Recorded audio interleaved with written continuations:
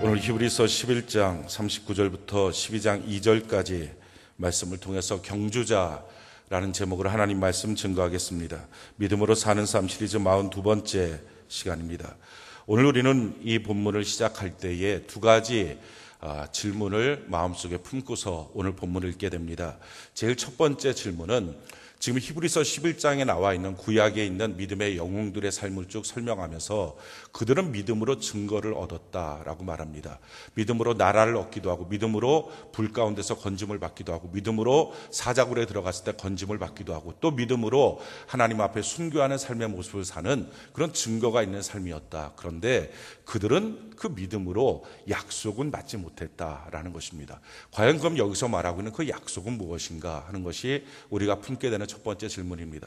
두 번째는 우리를 위하여 하나님은 더 좋은 것을 예비하여 주셨고, 또한 구약에 있는 그 위대한 믿음의 사람들은 우리의 삶을 통해서 온전하게 된다, 우리의 삶을 통해서 완성된다라고 오늘 본문이 말하고 있는데, 과연 그것은 또한 무슨 의미를 갖는가 하는 것입니다.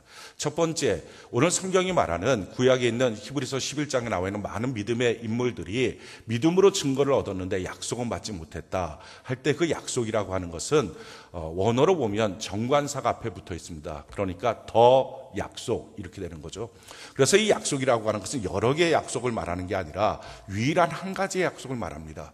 그 유일한 한 가지의 약속을 신약 성경은 바로 예수님이다라고 말합니다. 사도행전 13장 32절로 33절에 우리도 조상들에게 주신 약속을 너희에게 전파하노니, 우리도 조상들에게 주신 그 약속을 전파하노니 곧 하나님이 예수를 일으키사 우리 자녀들에게 이 약속을 이루게 하셨다 함이라. 시편 2째 편에 기록한 바와 같이 너는 내 아들이라 오늘 너를 낳았다 하셨고, 그러니까 이 성경이 말하고 있는 약속이라고 하는 것은 바로 예수님이다라는 것입니다. 구약에 있는 인물들은 예수님을 보지 못했습니다. 보지 못하고 오실 예수님을 기대하면서 그 예언을 들으면서 신앙생활을 했습니다. 그런데 신약에 있는 우리 신앙생활을 하는 사람들은 그 예수님을, 오신 예수님을 압니다. 어떻게 오셨고 어떻게 삶을 사셨고 또 죽으셨고 부활하셨고 승천하셨다 하는 걸 알고 있습니다. 그래서 우리들은 더 좋은 믿음의 조건들을 갖고 신앙생활을 하고 있다라고 말할 수 있습니다. 예수님이 친히 하신 말씀인데 마태복음 13장 17절에 내가 진실로 너희에게 이르노니 많은 선지자와 의인이 너희가 보는 것들을 보고자 하여도 보지 못하였고 너희가 듣는 것들을 듣고자 하여도 듣지 못하였느니라. 많은 구약에 있는 선지자들과 인물들이 오늘 이 예수님을 보고자 해도 보지 못했고 듣고자 해도 듣지 못했는데 너희가 보고 들으니 참으로 복되다 하는 말씀인 것입니다.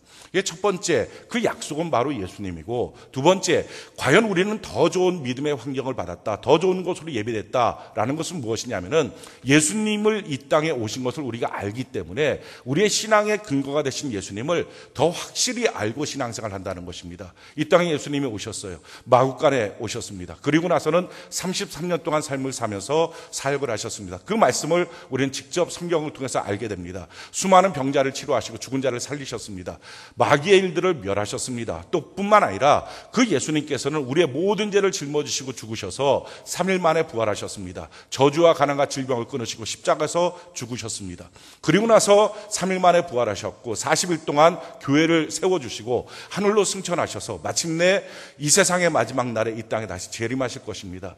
예수님이 친히 행하시고 하신 말씀을 통하여 우리의 신앙의 근거가 되는 하나님의 아들 예수님이 누구신지를 분명히 알고 우리는 신앙생활을 하고 있다 하는 것입니다. 그런 점에서 구약에 있는 인물들보다 우리는 더 좋은 신앙의 조건, 환경을 갖고 신앙생활을 하고 있다는 것입니다. 그래서 성경이 말하는 것은 바로 구약에 있는 인물들의 신앙이 온전케 되는 것, 그들의 삶이 온전케 되는 것은 우리의 삶의 모습에 따라서 결정된다라는 것입니다. 이것이 무슨 말을 의미합니까? 구약이라고 하는 것은 신약이 있어야 완전해집니다. 구약에 있는 말씀은 신약이 있어야 온전하게 해석이 될 수 있습니다. 그래서 마찬가지로 구약에 있는 인물들이라는 것은 신약 시대를 살고 있는 우리들의 신앙을 통해서 완성될 수 있습니다. 다른 말로 바꾸면 부모의 생애는 자녀의 생애를 통해서 완성되는 것입니다. 아무리 부모의 신앙이 좋다 할지라도 자녀의 신앙이 엉망진창이면 별로 의미를 찾지 못합니다. 그렇기 때문에 부모의 신앙이 자녀의 신앙으로 전수되어서 그 자녀의 신앙이 완성되는 것, 이 모습을 볼 때 신앙이 명문가문, 축복의 명문가문을 이루는 것처럼 부모에게 주셨던 축복이 자녀에게 전수돼서 더 풍성해질 때 그 가문이 아름다운 것처럼, 그렇게 부모들은 자기의 삶의 모든 조건을 갖고서 좀 험악한 인생을 살았다 할지라도 더 좋은 것을 구비해서 자녀들의 인생을 향하여 격려합니다. 응원합니다. 박수 쳐줍니다. 내가 이렇게 잘 예비했으니 너는 더 멋지게 달려가라. 이것이 부모의 심정입니다. 마찬가지로 구약에 있는 모든 인물들은 아직 오시지 않은 예수님을 바라보면서 그렇게 믿었는데, 너희는 오신 예수님을 바라보고 믿으니 너희의 믿음이 훨씬 더 좋은 믿음으로, 더 멋진 믿음으로 자라날 수 있는 것이다. 그래서 너희가 온전케 될 때 우리의 신앙도 온전할 수 있다. 박수치면서 응원해주고 있다 하는 것입니다. 그래서 12장 1절에 보니까 우리 앞에 허다한 구약의 증인들이 서서 우리의 믿음의 경주를 향해서 응원하고 격려하고 박수 쳐주고 있다라고 말합니다. 사랑하는 성도 여러분, 우리는 구약에 있는 인물들보다 더 좋은 신앙적 여건을 갖고 있습니다. 구약은 하나님의 아들이 오신다는 예언은 들었지만 그분이 누구신지, 어떻게 사역하시는지, 또 그들의 생애가 어떻게 되는지 전혀 알지 못했습니다. 우리는 분명하게 예수님을 압니다. 그러기에 우리의 신앙은 더 확실하고 더 근거가 있고 신앙생활하기 훨씬 더 좋은 조건에서 신앙생활합니다. 더 나쁜 조건에서도 신앙에 성공했던 구약의 인물들을 바라보면서 우리는 이 좋은 조건에서 신앙생활할 때 실패하지 않고 이 믿음의 경주를 잘 달려가는 은혜가 있기를 바랍니다. 자, 그렇다면 우리가 이 믿음의 경주를 할 때에 어떻게 하면 성공적인 신앙생활, 이 경주자가 될 것인가? 오늘 성경은 우리에게 세 가지를 말씀하고 있습니다. 제일 첫 번째 말씀, 우리 히브리서 12장 1절 우리 같이 한번 읽어볼까요? 히브리서 12장 1절 말씀 같이 한 목소리 시작. 이러므로 우리에게 구름같이 둘러싼 허다한 증인들이 있으니 모든 무거운 것과 얽매기 쉬운 죄를 벗어버리고, 아멘, 것까지요. 제일 첫 번째, 오늘 성경이 우리에게 이 믿음의 경주를 할 때 꼭 필요한 것, 요구하는 게 뭐냐? 무거운 것, 얽매기 쉬운 죄를 벗어버려야만 이 믿음의 경주에 성공할 수 있다라고 말합니다. 이 무거운 것, 얽매기 쉬운 죄라고 하는 것이 무슨 말을 의미합니까? 조각가 루치오가 커다란 대리석상을 놓고 조각을 좀 하려고 그러다가 그냥 팽개쳐버렸습니다. 별로 아름다운 조각이 나올 것 같지 않아서 던져버렸습니다. 많은 사람들이 그 던져진 대리석상을 볼 때에 훼손된 대리석상, 그냥 그렇게만 봤습니다. 근데 반세기가 지나고 난 다음에 미켈란젤로가 그 대리석상을 봤습니다. 4m 이상 되는 그 대리석상을 볼 때 영감이 떠올랐습니다. 그리고 나서 4년 동안 그 대리석상을 갖고서 씨름을 합니다. 그리고 나온 작품이 우리가 잘 알고 있는 미켈란젤로의 다비드상입니다. 그 미켈란젤로가 이렇게 말했어요. 자기가 그 대리석상을 딱 보는 순간에 그 안에 다비드상이 있는 것을 보게 됐다는 거예요. 그래갖고 그 조각을 하는데 다비드상이 아닌 돌들, 그것을 그냥 제거했다는 것입니다. 그랬더니 이렇게 멋진 작품이 나왔다는 것입니다. 다비드상이 아닌 붙어있는 돌들, 그게 무거운 겁니다. 하나님이 우리의 인생을 멋지게 창조하셨어요. 성경 우리에게 이렇게 말씀합니다. 에베소 2장 10절에 우리는 그가 만드신 바라, 여기서 만드신 바다라고 하는 작품이다 하는 거예요. 우리는 상품이 아니에요. 그냥 콱콱콱 찍어내는 존재가 아니라 한 사람 한 사람 하나님 작품으로 만들어 주셨어요. 우리가 지문을 갖고 있습니다. 참 놀라운 것은요, 이 땅에 존재하는 모든 인류들, 어떤 역사 속에 있던 인물들도 나와 같은 지문을 갖고 있는 사람은 없습니다. 유일합니다. 이 지문이 이렇게 유일한 것처럼 나를 만드신 하나님, 나를 유일하게 만드셨습니다. 다른 걸로 대치될 수 있는 게 아니라 유일한 사람이에요. 나를 만드신 하나님은 작품처럼 만들었다고요. 또 다른 무엇으로 대치될 수 있는 인생이 아니라는 거죠. 그런 나를 만드셨어요. 자, 이런 나, 작품 같은 멋진 나, 이런 나를 향해서 하나님 뭐라고 말씀하십니까? 그리스도 예수 안에 선한 일을 위하여 지으심을 받은 자니 이 일은 하나님이 전에 예비하사 우리로 그 가운데서 행하게 하십니다. 우리를 향하여 예비하신 길이 있습니다. 날 만드신 하나님, 내 목소리를 듣기 원하는 거예요. 날 만드신 하나님, 내 인생을 살기를 원하는 거예요. 날 만드신 하나님, 내 기도를, 내 예배를, 내 삶을 살기를 원하는 거예요. 근데 우리가 인생을 살면서요, 많은 사람의 시선을 받아요. 많은 사람의 기대를 들어요. 어떤 때 우리 부모가 우리에게 요구하는 게 있어요. 우리 남편이, 우리 아내가 요구하는 것이 있어요. 우리 자녀들이 요구하는 게 있어요. 엄마는 이거밖에 안 돼? 아빠는 이 정도밖에 안 돼? 요구하는 게 있어요. 회사 갔더니 회사에서 요구하는 게 있어요. 또 우리의 인생을 살면서 많은 친구들이 우리에게 요구하는 게 있어요. 그것이 우리의 인생에 덕지덕지 달라붙었어요. 그래서 그 요구에 맞춰서 살려고 결국 노력하고 열심히 살다 보니까 내가 아닌 다른 사람의 인생을 사는 거예요. 그게 무거운 거예요. 믿음의 길을 가십니까? 다른 사람의 인생을 살지 마십시오. 그걸 벗어버려야 돼요. 누군가 요구하는 인생을 채우려고 노력하지 마십시오. 그건 하나님이 나한테 만드신 게 아니에요. 우리를 향해서 더 멋진 게 있다고요. 우리를 향해서 더 기가 막힌 것이 있단 말이죠. 그걸 벗어버리는 거예요. 사랑하는 성도 여러분, 얽매이기 쉬운 건 뭡니까? 자기도 모르는 사이 세상 풍속대로, 다른 사람이 사는 대로, 내 친구가 사는 대로, 다른 형제가 사는 대로 내 마음과 내 육체가 원하는 것, 그것이 정말 내 인생인 줄 알고 내 비전인 줄 알고 그렇게 해서 거기를 달려가는 거예요. 비전이 아니라 욕심으로 달려가는 거죠. 그게 얽매이기 쉬운 거예요. 무거운 것, 얽매이기 쉬운 것, 이것을 벗어버리는 것입니다. 우리는요, 날 만드신 하나님이 나를 왜 만드셨는지, 내가 어떻게 살기를 원하시는지 찾아야 될 거룩한 책임이 있습니다. 어떻게 찾을 수 있습니까? 다윗이 양 몇 마리 쳤던 사람이에요. 그게 다른 사람이 다윗을 봤던 시선입니다. 다윗이 형들에게 도시락 주기 위해서 전쟁터에 왔더니 그 맏형 엘리압이 다윗에게 말합니다. 야, 너한테 맡겨뒀던 양 몇 마리 어디다 두고 지금 너 여기 와서 설치고 있냐? 그러니까 다른 사람의 모든 시선은 다윗은 양치기에, 양치는 사람이에요. 다윗은요, 정말 그 시선대로 양치기 하느라고 곰이 오면 곰을 무찌르고 사자가 오면 사자를 무찔러서 양을 지키려고 물맷돌 던지는 연습을 했다고요. 끊임없이 그걸 했다고요. 어쩌면 이걸 던지면서 이런 고민들이 있었을지 몰라요. 귀족의 자녀로 태어난 아이들은 칼싸움을 연습하는데, 창 던지기를 연습하는데 왜 나는 맨날 이 돌만 던지고 있어야 돼? 어쩌면 내 인생이 왜 이렇게 초라하게 잘못 만들어졌어? 어쩌면 그랬을지 몰라요. 다른 사람의 시선으로 보니까요, 자기 인생은 불쾌한 거예요. 자기 인생은 열등감에 빠지는 거예요. 그런데 이 다윗이 그 전쟁터에서 골리앗을 만납니다. 그리고 골리앗을 죽이기 위해서 똑같은 냇가에서 물맷돌 5개를 줍는 순간에 그가 발견해요. 아, 난 양치기로 만들어진 존재가 아니라 이 골리앗을 상대하기 위해서 하나님이 나를 연습시킨 거구나. 수많은 세월 동안 양치기처럼 있으면서 물맷돌 던지는 일을 시킨 것은 그걸로 인생을 살게 하는 게 아니라 하나님이 날 향한 멋진 인생이 예비되어 있었구나. 골리앗은 칼과 창으로 죽일 수 있는 존재가 아니라 그 갑옷과 그 큰 키를 갖고 있는 사람을 무엇으로 상대합니까? 그러니까 칼과 창을 갖고 있었던 부사들은 다 벌벌 떱니다. 무엇으로 죽입니까? 물맷돌로 던져서 죽여야 되는데 이것 때문에 하나님 날 연습시켰구나.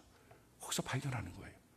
내 인생 왜 만들어졌는지, 어디에 쓰시려고 만들어졌는지 발견하려면요, 내 인생의 과거를 보면 알아요.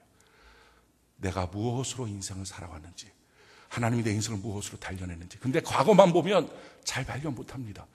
또 한 가지 필요한 게 뭡니까? 하나님 앞에서 내 인생을 살아갈 때 뒤로 주춤주춤 물러나지 마십시오. 하나님 앞에 좀 더 순수하게 하나님의 이름 영광시키려고, 하나님의 이름을 높이기 위해서, 하나님을 존중하기 위해서 물러서지 말고 좀 설 수 있는 용기가 필요합니다. 다윗처럼. 그래서 또 한 가지 필요한 게 뭡니까? 하나님의 말씀을 묵상하는 거예요. 다윗이 이렇게 고백을 해요. 다윗의 시인데요, 시편 139편 13절로 18절에 주께서 내 내장을 지으시며 나의 모태에서 나를 만드셨나이다. 내가 주께 감사함은 나를 지으시 심히 기묘하심이라. 주께서 하시는 일이 기이함을 내 영혼이 잘 아나이다. 내가 은밀한 곳에서 지음을 받고 땅의 깊은 곳에서 기이하게 지음을 받을 때 나의 형체가 주의 앞에서 숨겨지지 못하였나이다. 엄마 아빠가 나를 만든 게 아니라 하나님이 나를 만드셨습니다. 하나님이 나를 기가 막히게 빚어놓으셨습니다. 다윗이 고백하는 거예요. 우리 인생도 똑같다고요. 하나님이 우리 한 사람 한 사람 빚었다고요. 내 형질이 이루어지기 전에 다윗이 이렇게 고백해요. 주의 눈이 보셨으며 나를 위하여 정한 날이 하루도 되기 전에 주의 책에 다 기록되었나이다. 다윗이 어떻게 그 순간에 물맷돌을 주스면서 골리앗 앞에 상대하면서 야, 이것이 나를 향한 예비된 하나님의 멋진 삶이구나 발견할 수 있었습니까? 그냥 환경 속에서 발견한 게 아니에요. 그냥 물맷돌 주스면서 발견한 게 아니에요. 이미 그 전에 예배 시간에 말씀을 집중하다가, 이미 그 전에 큐티하면서 어느 순간부터인가 하나님이 자기의 마음속에 가르쳐주기 시작한 거예요. 내가 널 쓸 거야. 내가 널 쓸 거야. 그래서 발견한 거예요. 사랑하는 성도 여러분, 그래서 예배에 집중하십시오. 그래서 하나님의 말씀 앞에 경청하고 집중하십시오. 건성으로 대충 들으면 하나님이 예비하신 그날이 돼도 흐리멍텅하게 지나가고 맙니다. 왜 날마다 집중해서 큐티해야 됩니까? 남을 위해서 큐티하는 게 아니라 제대로 큐티하다 보면 하나님이 내게 주시는 그 말씀, 내 날이 이루어지기 하루도 되기 전에 하나님은 반드시 말씀하셨습니다. 들을 수 있어요. 물맷돌을 주셨어요. 그리고 골리앗 앞에 나가려고 합니다. 근데 그때 사울이 말려요. 아니야, 너 그냥 그렇게 나가면 전쟁해져. 야, 이 갑옷을 입어야 돼. 사울이 입던 갑옷을 입혀요. 사울이 입던 투구를 씌워요. 칼과 장무차기예요. 걷는데 이게 힘든 거예요. 이게 자기한테 맞지가 않는 거예요. 우리 인생은요, 무엇인가 하려고 그럴 때마다 주위에 수많은 사람들이 이거 해야 돼, 저거 해야 돼. 이걸로 너의 인생을 갖춰야 돼. 저걸로 너의 인생을 갖춰야 돼. 우리 무거운 것들을 덮어 씌워놔요. 그래야지 성공한다고. 용기가 필요해요. 아니, 그걸로 내 인생 성공하는 거 아니야 라고 벗어버리는 용기. 다윗이 이렇게 고백하잖아요. 사무엘상 17장 47절로 50절에 보니까 또 여호와의 구원하심이 칼과 창에 있지 아니함을 이 무리에게 알게 하리라. 전쟁은 여호와께 속한 것이 그가 너희를 우리 손에 넘기시가. 이것은요, 블레셋 사람들뿐만 아니라 이스라엘 사람 전체를 향해서도 외치는 거예요.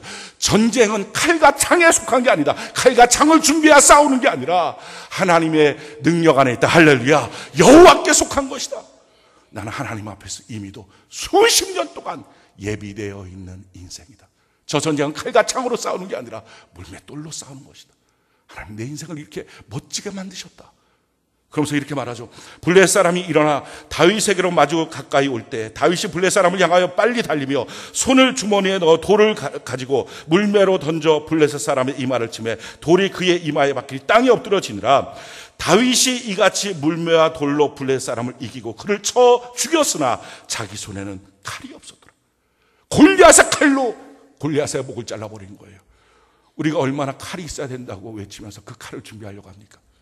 얼마나 많은 시간 동안 얼마나 많은 부모가 자기 자녀에게 칼을 준비해야 돼. 이 세상을 살려면 칼을 준비해야 돼. 이 세상을 살려면 칼을 준비해야 돼. 얼마나 많은 아내들이 자기 남편에게 칼 준비했냐고, 칼 가졌냐고, 이것이 결혼의 조건이라고. 얼마나 많은 아내가, 남편이 자기 배우자들에게 이렇게 요구합니까? 그 손에 칼이 없었다. 칼 가지려고 주변의 시선을 의식하고 주변이 요구하는 대로 살려고 그렇게 열심히 사는 그의 인생, 그렇게 살아봤자 그것이 남의 삶인데 자기 삶이 아닌데. 믿음의 삶은요, 남의 삶을 살면 피곤해서 살 수 없습니다.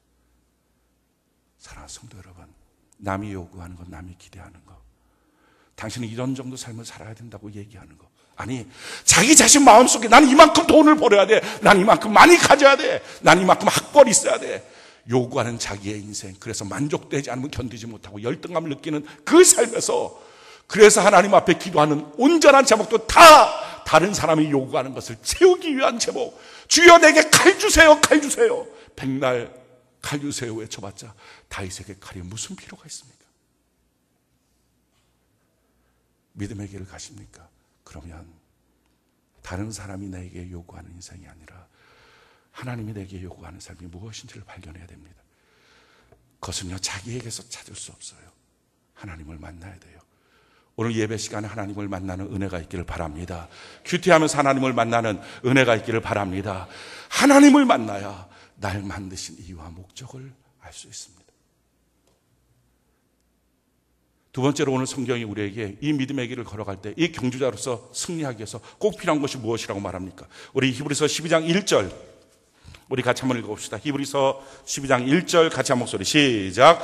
이러므로 우리에게 구름같이 둘러싼 허다한 증인들이 있으니 모든 무거운 것과 얽매기 쉬운 죄를 벗어버리고 인내로써 우리 앞에 당한 경주를 하며. 두 번째는 무엇을 말합니까? 인내하라라는 것입니다. 첫 번째는 뭐죠?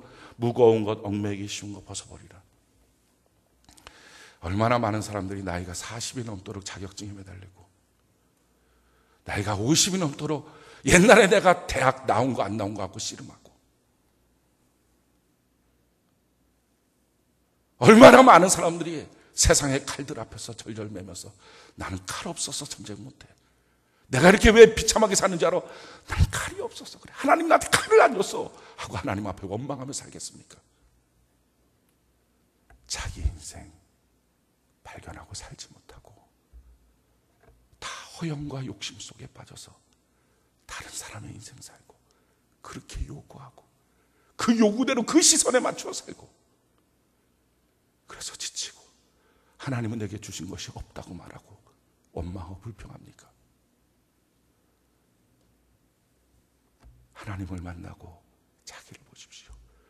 얼마나 멋진 인생으로 내 인생을 지금까지 준비해 오셨는지 그것을 발견해야 될 거룩한 책임이 있습니다. 왜 예배드립니까? 왜 큐티합니까? 왜 기도합니까? 그거 발견하려고요. 두 번째는요, 그 인생 믿음의 길을 걸어갈 때 인내가 필요해요. 성경이 우리에게 이렇게 말합니다. 신명기 8장 16절에 내 조상들도 알지 못하던 만나를 광야에서 내게 먹이셨나니 이는 다 너를 낮추시며 너를 시험하사 마침내 내게 복을 주려 하심이라. 우리 기독교의 복은요, 마침내 주시는 거야. 아멘이십니까? 마침내 주시는 복. 이거 하나 하면 툭 복이 떨어지고 저거 하면 툭 복이 떨어지고, 그게 아니고요, 꾸준히 그 믿음의 길을 걸어가면 마침내 하나님이 주시는 것. 그래서 꾸준히 한결같이 거기를 걸어가는 것입니다. 빌립보서 1장 6절에 너희 안에서 착한 일을 시작하시니가 그리스도 예수의 날까지 이루실 줄을 우리는 확신하노라. 예수 그리스도께서 우리 안에 믿음을 주시고 착한 일을 시작하신 그분께서 마지막 날까지 우리를 붙잡고 책임지시고 인도하실 줄로 믿습니다. 그래서 내 감정이 오고 가는 대로 휘둘리지 말고, 오늘 좋다 컨디션대로 느낌대로 인생 살지 말고 하나님의 말씀을 따라서 날마다 꾸준히 이 믿음의 길을 인내하며 기대하며 기도하며 걸어가는 귀한 역사 있기를 바랍니다. 마침내 복 주실 하나님을 기대하는 귀한 역사 있기를 바랍니다. 세 번째, 오늘 본문이 우리에게 요구하시는 것이 무엇입니까? 우리 히브리서 12장 2절 우리 같이 한번 한 목소리 읽어봅시다. 히브리서 12장 2절 같이 한 목소리 시작. 믿음의 주요 또 온전하게 하시는 이인 예수를 바라보자. 그는 그 앞에 있는 기쁨을 위하여 십자가를 참으사 부끄러움을 개의치 아니하시더니 하나님 보좌 우편에 앉으셨느니라. 세 번째는요, 가장 중요한 건 우리 예수님을 바라보는 것입니다. 성경이 이렇게 말합니다. 고린도전서 1장 30절에 너희는 하나님으로부터 나서 그리스도 예수 안에 있고 예수는 하나님으로부터 나와서 우리에게 지혜와 의로움과 거룩함과 구원함이 되셨으니, 우리는요 하나님으로부터 나온 존재예요. 그래서 세상에서 우연히 태어난 존재가 아니라 우리의 아버지는, 영의 아버지는 하나님이 되신 줄로 믿습니다. 하나님으로부터 나온 우리가 그래서 안전한 거예요. 우리는 지금 이 땅을 사는 동안에 예수 그리스도 안에 있습니다. 뿐만 아니라 예수님은 우리의 지혜, 의로움, 거룩함, 구원함이 되어서 완벽하게 우리를 인도하고 계신 줄로 믿습니다. 믿음의 주여 온전케 하시는 우리 예수님을 항상 바라보는 귀한 역사였기를 바랍니다. 그런데 예수님의 여러 가지 면 중에서 어떤 점을 특별히 우리가 이 믿음의 길에서 바라봐야 되느냐? 성경은 이렇게 말하죠. 믿음의 주여 또 온전하게 하시는 이인 예수를 바라보자. 그는 그 앞에 있는 기쁨을 위하여 십자가를 참으사 부끄러움을 개의치 아니하시더니 하나님 보좌 우편에 앉으셨느니라. 부끄러움, 겸손, 유머, 이 세 가지 단어는 어원이 같습니다. 같은 거예요. 같은 단어예요. 부끄러워요. 부끄러운 일을 당해요. 굴욕을 당해요. 그럴 때 그 굴욕을 당할 때 얼마나 많은 사람이 자기를 위장합니까? 그 자리를 도망가요. 그래서 다른 데 가서 안 그런 척하는 거예요. 그리고 막 일을 가는 거예요. 내가 다시는 부끄러움 당하지 않을 거야. 내가 이 일에 대해서 더 높아질 거야. 그래서 그거에 한 맺혀서 삽니다. 그래서 세상이 원하는 또다시 무거운 짐을 지고 삽니다. 근데 그게 아니고요, 굴욕, 부끄러움을 당해요. 왜 하나님이 그걸 주십니까? 겸손하라고. 그냥 낮아지면 된다는 거예요. 그렇게 낮아지면 그때부터 유머, 기쁨 있는 삶이 된다는 거예요. 예수님이 어떻게 사셨다고요? 부끄러움이 왔을 때 그 부끄러움 앞에, 그 부끄러움에 연연하면서 부끄러움 앞에 도망치고 굴욕 앞에 도망치고, 그렇게 안 살았다는 거예요. 부끄러움, 누가 나를 때리면 때리는 대로, 못질하면 못질하는 대로 그렇게 사셨어요. 그냥 낮아졌어요. 성경이 이렇게 말해요. 빌립보서 2장 5절 이하에 보니까 너희 안에 이 마음을 품으라. 곧 그리스도 예수의 마음이니 그는 근본 하나님의 본체시나 하나님과 동등됨을 취할 것으로 여기지 아니하시고 오히려 자기를 비워 종의 형체를 가지사 사람들과 같이 되셨고 사람의 모양으로 나타나사 자기를 낮추시고 죽기까지 복종하셨으니 그 십자가에 죽으심이라. 이러므로 하나님이 그를 지극히 높여 모든 이름 위에 뛰어난 이름을 주사 하늘에 있는 자들과 땅에 있는 자들과 땅 아래에 있는 자들로 모든 무릎을 예수의 이름에 꿇게 하시고 모든 입으로 예수 그리스도를 주라 시인하여 하나님 아버지께 영광을 돌리게 하셨느냐. 예수님은요 부끄러움을 개의치 않고 그냥 자기를 낮추는 사람들 앞에서 내가 하나님의 아들인데 나한테 함부로 그래? 그렇게 하지 않았어요. 그냥 낮아졌다고요. 굴욕을 당합니까? 곱씹지 말고 자기를 방어하려고 하지 말고, 위장하려고 하지 말고, 자기 괜찮은데 나를 왜 이렇게 하냐고 분노하지도 말고 그냥 낮아져 버리라고요. 그럼 거기서부터 다시 올려주신 하나님의 역사가 있습니다. 그런 예수님을 본받고 우리 인생을 걸어가라는 것입니다. 한병철 씨가 쓴 피로사회라고 하는 책이 있습니다. 아주 작은 소책자인데, 독일에 있는 학자죠. 독일에서 공부한 학자인데, 그 사람의 내용은 이것입니다. 요즘 시대는, 과거에는 규율 사회였었는데 지금은 성과 사회라는 거예요.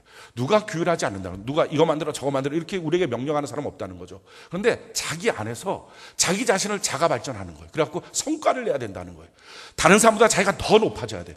더 멋져야 돼요. 더 좋은 것들을 만들어야 돼요. 그러니까 막 성과를 내기 위해서 과잉되게 자기를 막 움직이는 거예요. 과잉되게 자기에게 막 부하를 거는 거예요. 그랬더니 어떻게 됩니까? 자기 고갈이 돼요. 자기 고갈이 됐는데 그래도 불구하고 자기를 계속 올려야 되니까 도핑 사회가 된 거예요. 마약 같은 것들을 맞는 거예요. 운동선수들 막 다 마약 맞고, 요즘엔 가정주부조차 마약 맞고. 왜? 자기를 더 분발시켜야 되는 거예요. 그 정도 엄마 갖고서는 안 되는 거예요. 그 정도 직장인 갖고서는 안 되는 거예요. 자기를 더 올려야 되는 거예요. 성과사회. 근데 결국 그러다 보니까 어떻게 됩니까? 자기 자신이 완전히 고갈돼 버려요. 그래서 나타나는 현상, 그게 우울증이에요. 낙오됨에 대한 두려움, 불안장애, 이런 수많은 정신병들이, 과거에는 별로 들어보지도 못했던 정신병들이 오늘날 이렇게 많아지고 있어요. 이 문제로부터 해결하는 방법, 그 사람이 제시한 건 첫 번째 중단이에요. 이 중단은 일 그만둬라, 그게 아니에요. 언제까지 일 그만두고 피하고 여기서 그만두고 도망가고 언제까지 그러냐고. 그런다고 해서 자기의 마음속에 자기 자신이 낙오자다, 실패자다, 이 마음이 없어지냐고요. 안 없어져요. 안 없어지니까 더 큰 우울증이 자꾸 찾아오는 거잖아요. 그게 아니고, 이 중단이라고 하는 얘기는 이거예요. 위장하지 말라는 거예요. 괜찮은 척하지 말라는 거예요. 자기 안에 나는 또 괜찮은 거야. 나는 또 괜찮아. 이 사람들이 날 못 알아줄 뿐이야. 난 더 멋진 거야. 그렇게도 하지 말라는 거예요. 그냥 자기를 그냥 낮춰버리면 된다는 거예요. 또 한 가지, 그렇게 경쟁하는 성과주의의 공동체가 아닌, 그런 직장이 아닌, 자기를 격려하고 사랑하고 새로운 비전을 꿈꾸는 새로운 공동체를 만들어봐라. 그게 교회예요. 현대사회에 교회 없이는 살 수 없어요. 이 교회 안에 서로 격려하고 위로하고 축복하고 아껴주고 말씀을 같이 나누고 그 안에서 같이 기도하고 비전을 꿈꾸고. 어떻게 혼자 신앙생활을 합니까? 어떻게 혼자 살 수 있습니까? 그렇게 혼자 살다 보니까 피로사회 속에 다 필요한 거예요. 피곤해 죽겠어. 우울해. 왜요? 수많은 사람들의 기대와 요구가 있는데 채울 수가 없습니다. 자기를 다 불태워도, 자기를 다 계속 기계처럼 돌려도 더 이상 만들어낼 수 없는데, 그런데 더 앞서가야 되니까, 안 그러면 주목받지 못하니까, 안 그러면 승진이 안 되니까, 안 그러면 성공이 아니라고 말하니까, 안 그러면 자녀들에게 부끄러울 것 같으니까 그냥 뛰고 있는, 자기를 점점 고갈시키는 피곤한 인생, 중단해야 됩니다. 그리고 거룩한 주일날 나와서 하나님 앞에 서야 돼요. 그리고 외쳐야 돼요. 왜 주님 저를 만드셨어요? 그리고 내게 주어진 삶 속에서 하나님의 이름을 위해 조금도 뒤로 물러나지 말고 하나님의 말씀을 경청하고 하나님의 말씀을 보다 보면 다윗처럼 그의 인생을 통하여 이미 그날이 오기 전부터 날 향한 하나님의 기대와 꿈들을 가르쳐주기 시작해요. 언제까지 예배를 실패하시겠습니까? 언제까지 큐티를 하지 않는 채로 살겠습니까? 언제까지 하나님을 만나지 않아도 인생 사는 거 지장 없다고 말하면서 결국은 우울증 걸리고 열등감에 빠지고 불안장애 걸리고 자기 인생을 고갈하면서 여전히 원망하면서 나는 대학을 못 나와서 그래, 나는 자격증이 없어서 그래, 나는 나를 밀어줄 수 있는 돈 많은 부모가 없어서 그래, 이렇게 핑계대면서 인생을 살겠습니까? 나는 여전히 칼이 없다고 인생을 살겠습니까? 다윗을 보십시오. 칼이 없었으나 그가 이겼다. 누군가에는 칼이 필요할 것입니다. 그러나 그건 그 사람 얘기고요. 오늘 우리에게, 오늘 나에게 하나님이 예비하신 더 멋진 인생, 그걸 위하여 나의 과거서부터 지금까지 나를 창조하신 주님이 만들어 오신 나의 삶이 있잖아요. 그 순간 하나님 앞에 서서 하나님을 붙들어야 되는데 하나님 팽개치고 세상에 성과를 붙들려고 하니 또다시 기회는 없어지고 그렇게 달려가는 인생 가운데 피곤하고 지치고 자기를 위장하느라고 실패자가 아닌 것처럼 보이려고 교회 공동체 안에 들어와서 같이 나누는 것을 부담스러워하고 수치스러워하고 계속 부끄러움 속에 숨기만을 원하는 삶의 모습을 살고 계십니까? 사랑하는 성도 여러분, 날 만드신 하나님, 전부터 예비하신 그 선한 길, 그 믿음의 길, 우리에게 주신 그 하나님의 그 길이 있어요. 우리가 그 길을 주의 말씀을 따라서 우리에게 주신 삶 속의 성실함으로 주님을 바라보므로 이 믿음의 길을 걸어가는 은혜가 있기를 바랍니다. 누구라도 인내해야 합니다. 누구라도 마침내 복 주신 하나님까지 걸어가야 합니다. 부끄러움 자꾸 그것 때문에 눌리지 마십시오. 굴욕 그것 때문에 너무 많이 힘들어하지 마십시오. 부끄러움을 개의치 않고 십자가를 지셨던 주님, 마침내 하나님의 보좌 우편에 앉으셨던 그 예수님을 오늘 믿음의 눈으로 바라보고 우리 이 믿음의 길을 걸어가는 은혜가 있기를 바랍니다. 사랑하는 성도 여러분, 분명한 사실은요, 우리가 주님 안에 있어요. 그래서 우리의 영혼은, 우리의 인생은 안전한 줄로 믿습니다. 우리는요, 우리를 향한 주님의 그 큰 뜻이 있다고요. 내 작은 인생의 실패가 우리 부끄러움이 되지 않았으면 좋겠어요. 내 작은 인생의 굴곡진 삶이 우리 상처가 되지 않고 도리어 주님 앞에 낮아져서 겸손의 영광의 면류관을 얻는 기회가 됐으면 좋겠어요. 교회 공동체 안에 들어오십시오. 셀 안에 들어오십시오. 그리고 거기서 전혀 다른, 세상과 다른 성과가 아닌 말씀의 은혜, 사랑과 격려를 받는 새로운 인생을 만들어 가십시오. 하나님 안에서 믿음으로 달려가는 저와 여러분들 되기를 예수님 이름으로 축원합니다.